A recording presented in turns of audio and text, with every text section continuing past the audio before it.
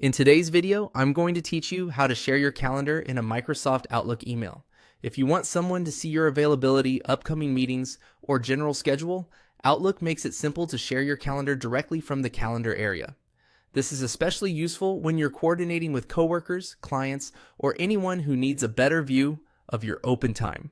To get started, open Microsoft Outlook and go to the calendar section. This is where all of your scheduled events, appointments, and meetings are stored. If you're currently in your inbox or another part of Outlook, just switch over to Calendar so you can access the sharing options. Once you're in Calendar, look for the option labeled Share Calendar and click on it.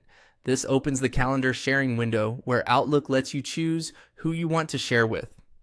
If you have more than one calendar in your account, make sure you're working with the correct one before sending anything. Taking a second to confirm that now can help avoid sharing the wrong calendar by mistake. Next, type in the email address of the person you want to share your calendar with. Be careful to enter the address correctly, since this is where the invitation will be sent. In many cases, Outlook may suggest contacts as you type, which can make the process faster and help reduce typing errors. If you're sharing with someone outside your organization, it's also a good idea to double check that their email is complete and accurate before moving on.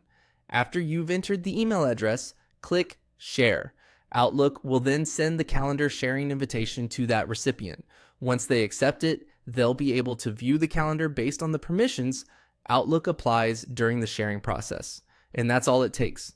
To recap, you go to Calendar in Outlook, click Share Calendar, enter the recipient's email address, and then click Share. It's a quick way to help others stay informed about your schedule without having to send separate messages back and forth. As a final tip, after sharing your calendar, you may want to confirm that the invitation was sent successfully and that the correct person received it. That small check can save time and prevent confusion later. Thanks for watching, and now you know how to share your calendar in a Microsoft Outlook email.